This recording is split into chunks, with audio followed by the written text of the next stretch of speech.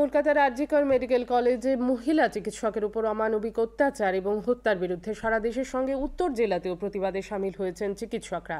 ধর্মনগর জেলা হাসপাতালের চিকিৎসকরা আজ 1 ঘন্টার কর্মবিরতি পালন করেন। দোষীদের দৃষ্টান্তমূলক শাস্তির দাবি জানিয়েছেন চিকিৎসকরা। সকাল 11:30 থেকে 12:30 পর্যন্ত জেলা হাসপাতালের ট্রমা সেন্টারের সামনে তারা কর্মবিরতি পালন করেন। আমাদের 1 ঘন্টা 11:30 থেকে 12:30।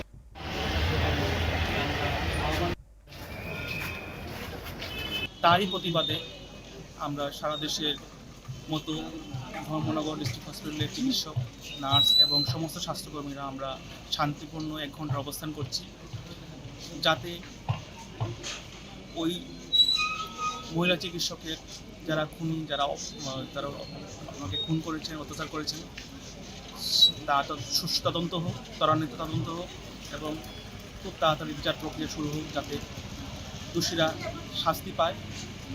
তারই জন্য আমরা একদিনের গণঅবস্থান করছি।